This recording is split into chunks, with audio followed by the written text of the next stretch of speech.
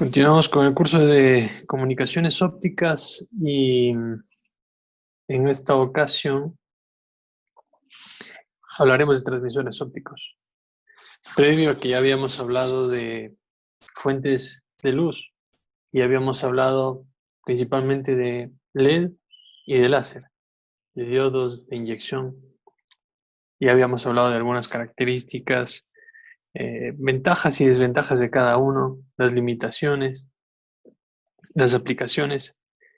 Pero acá también los vamos a tomar en cuenta para el papel que toman dentro de los transmisores ópticos. ¿Qué es un transmisor óptico? Es una parte fundamental del sistema de comunicación. Como todo cualquier sistema de comunicación, como habíamos hablado a lo largo del curso, ya sea guiado o no guiado, los transmisores cumplen con esa parte fundamental, en este caso de convertir una señal eléctrica a luz. Y otro de los objetivos que tiene el transmisor es el de acoplar esta señal óptica de un core o un núcleo. Y existe un par de métodos que los mencionaremos más adelante para que esto se realice de manera exitosa. El componente principal o los componentes principales del transmisor o de un transmisor tienen que ver con una fuente óptica, que señalé hace un momento, circuitería obviamente electrónica, y dentro de las ventajas está el tamaño, tamaño compacto, alta eficiencia, gran confiabilidad, rango correcto de longitud de onda, área emisora pequeña, modulación directa, que es una característica importante, y relativamente altas frecuencias. El tema del tamaño compacto viene de una evolución desde la aparición de los primeros transmisores. Y obviamente esto está ligado a la aparición del láser en 1960.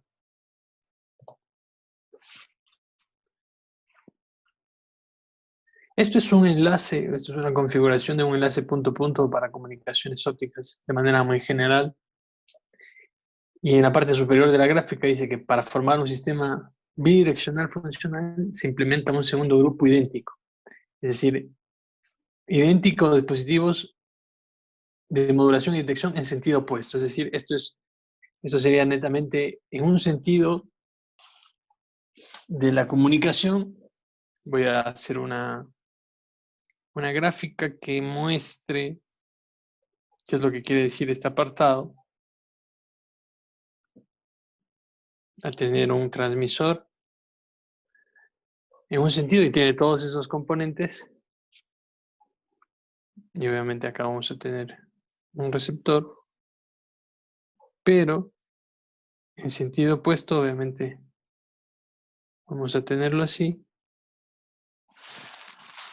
formándose en cada extremo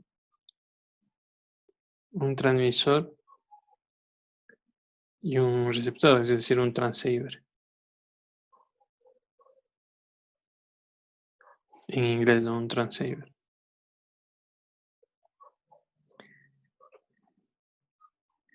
Bien, puede ser considerado un uplink y un downlink también. Entonces esto sería un sistema bidireccional. Pero ¿qué parte, como habíamos dicho, de esto justamente? Entonces acá tenemos un transmisor óptico conformado por un driver con una fuente óptica. El driver es un circuito que inyecta energía por sus eléctricos. Tenemos todo el canal de comunicación que es la fibra óptica.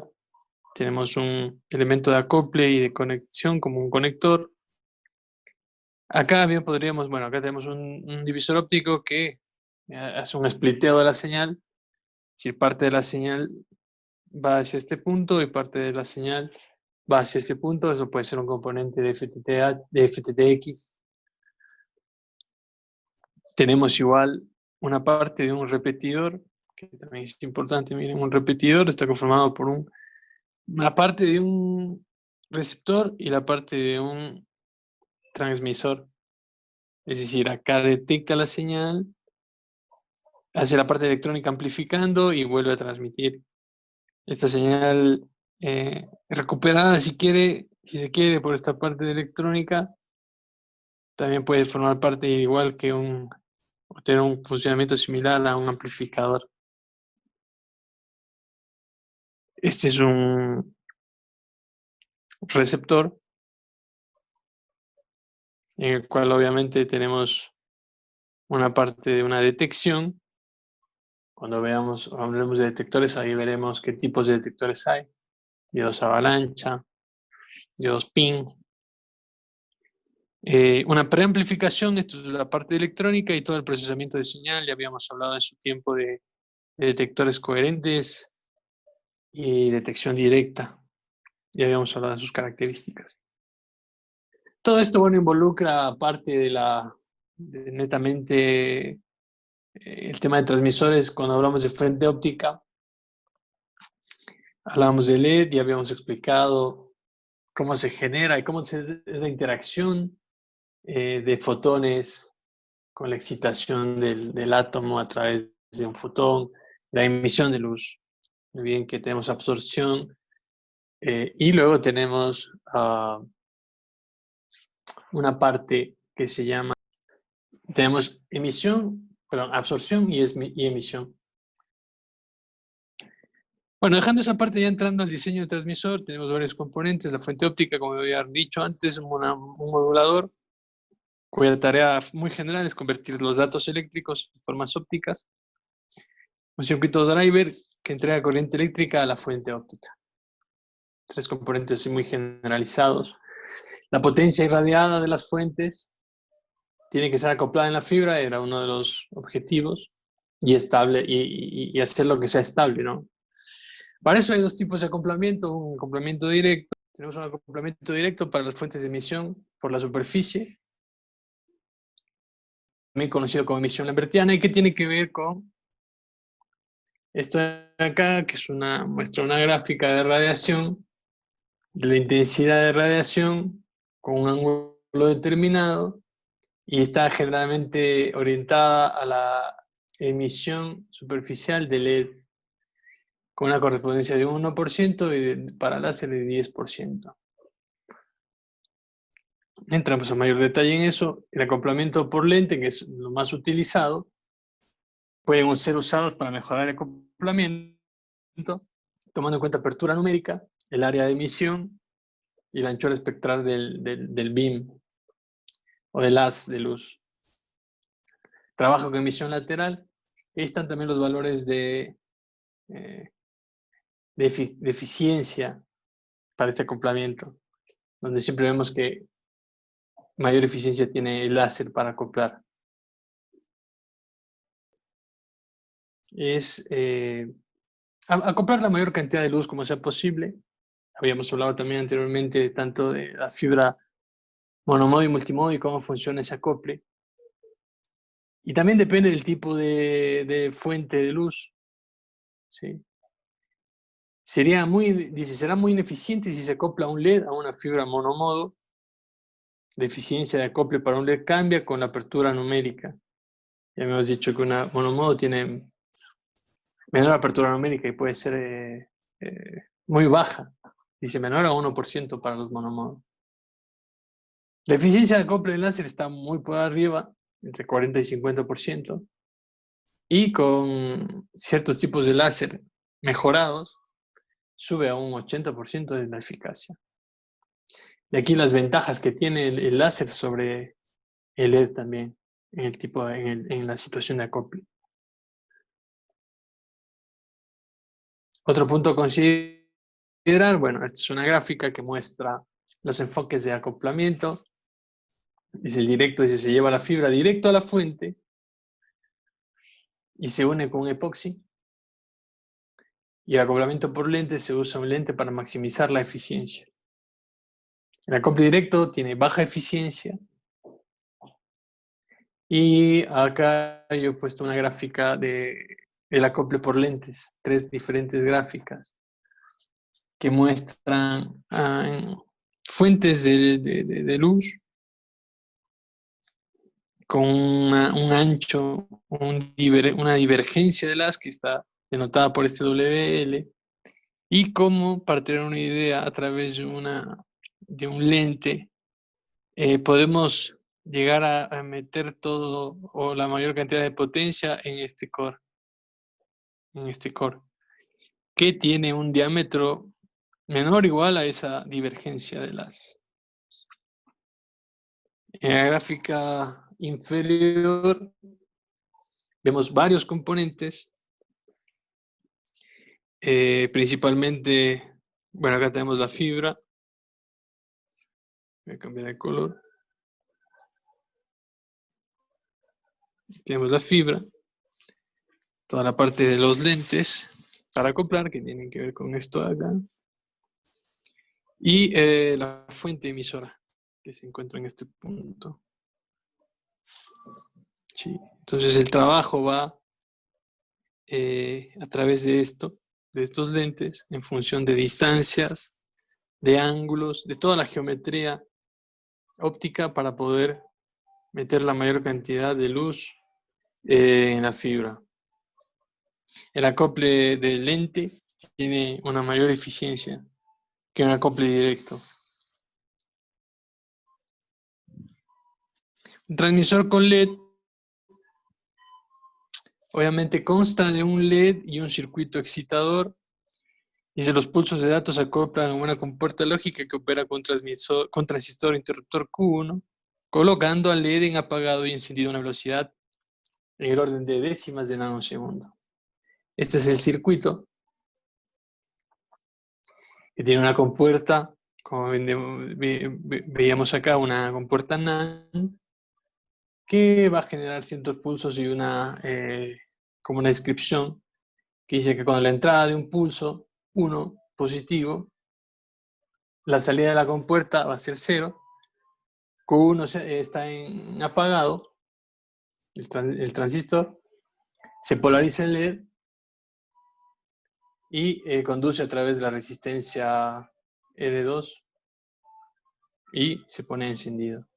En cambio, cuando la entrada es 0, Q1 se enciende y puentea LED, el cual cambia a apagado. Una característica de los LEDs que se utilizan a distancias cortas y bajos bitrates. Potencia, que era uno de los factores muy importantes en las fuentes de luz. Vemos que los LEDs son capaces de generar niveles de potencia alrededor de 10 a 50 microvatios. Y también existen LEDs que tienen mayor potencia de salida, pero obviamente igual siguen teniendo restricciones en cuanto a bitrates y al alcance. Estas son en general las aplicaciones LED de bajo costo, pero distancias cortas, velocidades bajas, menores a 1 giga, utilizado generalmente en fibras multimodo, ya sea de silicio o plástico, y algunos ejemplos de aplicación, redes de área local, de relativamente baja velocidad, ¿no? Como lo vemos ahí. Aplicaciones igual, ojo, en medios guiados como no guiados. Al hablar en cambio de láser o de transmisor láser, ese es el circuito general constando de un diodo láser, que lo vemos en la gráfica, un diodo láser, y un circuito excitador. Los pulsos de datos se aplican a una compuerta lógica que opera el transistor Q1, colocando el láser en apagado y encendido a una velocidad muy alta, en el orden de picosegundos. Cuando la entrada es 0, la salida de la compuerta AND es 0. Por tanto, Q1 está apagado y el láser también. Entonces se carga C2, el capacitor 2 que lo vemos. Se carga a través de R3 en voltaje alto. Cuando la entrada es 1, Se enciende el transistor y conecta C2 al láser, que descarga un pulso de corriente muy alta poniéndolo en encendido en un tiempo muy corto, generando luz o un haz de luz muy intenso, ¿no? Eso es en general la electrónica, el circuito de funcionamiento de un transmisor láser. Potencias, hablemos de potencias, igual ya habíamos hablado en la clase que se maneja potencias más altas que un LED, van desde milivatios a algunos vatios, y debido a estos niveles de alta intensidad, genera bits rates más elevados, dando la posibilidad de llegar a distancias más largas, ya en el orden de uplinks o enlaces en el orden de gigabits. Este es un transmisor, un diagrama de componentes de un transmisor láser con una potencia de 4 milivatios o 6 dBm como mínimo, operando a 10 gigas. Bueno, esa es la distribución de pines de este transmisor.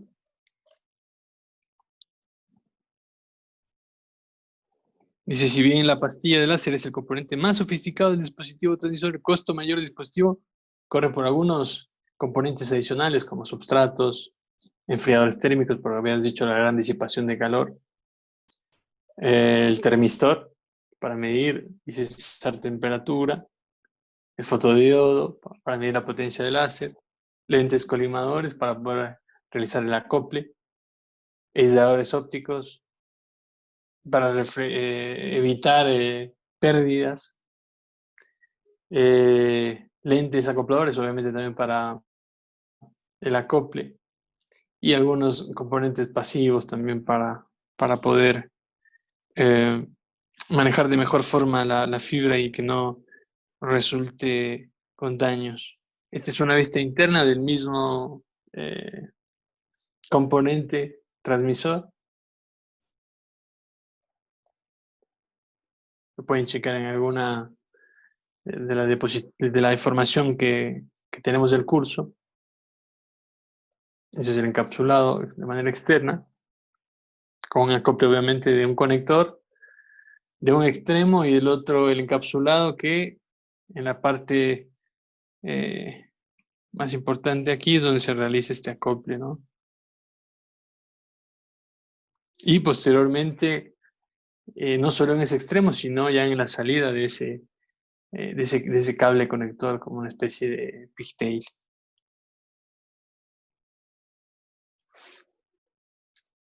Aplicaciones y características generales del láser frente al LED. Tiene mayores prestaciones, distancias más largas, bitrates más grandes, utilizado ampliamente en fibras monomodo y con aplicaciones en el orden de gigabits.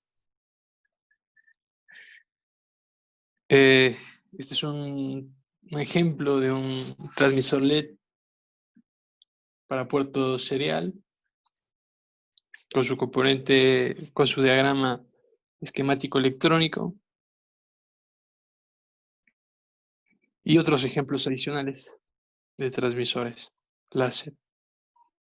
Este es un transmisor para comunicaciones no guiadas, y si se ven acá algunas especificaciones, tiene los componentes del diodo láser: galio, arsenio, aluminio, la potencia de salida, el sistema de detección, el rango dinámico, el ancho de banda, la tecnología en la que funciona, el bit error rate, que también es muy importante, la longitud o ventana de onda en la que trabaja, la divergencia del haz, que habíamos dicho hace un momento, que tiene que ver también con la capacidad de acople de la fibra. Y estos ya son algunos equipos más modernos para una LAN gigabit Ethernet, por ejemplo, donde tenemos un mismo encapsulado, que es un SFP, un Small Form Factor. Tenemos tanto un puerto para transmitir y otro para recibir, y que van conectados en un dispositivo conmutador, por ejemplo. Acá es un ejemplo más de un SFP utilizado en este caso, miren, para multiplexación por división de longitud de onda densa. Es un SFP Plus que trabaja en la banda C. El alcance es de 80 kilómetros, el bitrate de 10 gigas, la modulación que utiliza es una modulación directa. Y así van a encontrar ustedes en sus trabajos esas características que son muy importantes para determinar o que determinan las características más importantes de algunos transceivers. Clases del láser que son las más utilizadas: clase 1, clase 1M, clase 2. Estas clases vienen determinadas en las especificaciones técnicas del equipamiento. Por ejemplo, la clase 3R, que es una potencia baja y media potencia, con haces visibles y no visibles. Y si se considera seguro, si se maneja cuidadosamente y sin visión directa, puede superarse el rango de protección y la potencia que se maneja básicamente es 5 milivatios. Y bueno, obviamente hacer recomendaciones sobre la protección que debe tener los técnicos que manipulan, digamos. En la clase 4, por ejemplo, que es una alta potencia, siempre peligrosa, reflexión directa y difusa, riesgo ocular y dérmico incluso, por temperatura, ¿no? Quemado, peligro de incendio, requiere protección ocular, llave para funcionar e interruptor de seguridad. Son las clases que de pronto pueden encontrar en las especificaciones técnicas que dan los fabricantes y que significan eso, ¿no? Algunos transmisores adicionales para ciertos tipos de tecnología, como SDH y SONET, guías digitales, y sistemas ópticos, comportadores ópticos, ¿no? Hablamos algo de generación de señales ópticas en la parte eléctrica, a ópticas a conversión. Dice, el primer paso para diseñar es decidir cómo convertir los datos eléctricos a ópticos. La transformación analógica a digital usando codificación retorno a cero o no retorno a cero. Hablamos de modulación directa y modulación externa. Generalmente muchos sistemas utilizan modulación directa, que tiene como características que es llevada a su umbral y convertida a bit stream eléctrico que incrementa la corriente aplicada considerablemente. Sí. Simplemente si tenemos un bit stream de 0, 1, 0, 1, bueno, la señal se le da o se la modula de una manera natural, digamos, sin retorno a cero, dando un pulso para un 1 y dando un pulso o un valor de 0 lógico a un 0 y un 1 lógico a un valor positivo de voltaje. Modulación externa en tasas de 5 gigas o mayores desde la frecuencia chirp impuesta por la modulación directa se hace tan grande que la modulación directa no se usa y se utiliza una modulación externa. Se lleva una corriente constante para proveer salida y un modulador óptico junto al láser convierte la luz en datos codificados. Y aquí hablamos un poco más de generación de señales ópticas, los tipos de modelos externos cuando los veremos más adelante en el curso y cómo interactúan dentro de los sistemas. Esto lo veremos un poco más adelante. Aquí algunas consideraciones para elegir el transmisor, el tipo de señal de entrada, si es digital o analógica, especificar impedancias, si es el caso, nivel de señal en volts, la potencia, que es muy importante, que emite la fuente, la velocidad que va a trabajar el sistema,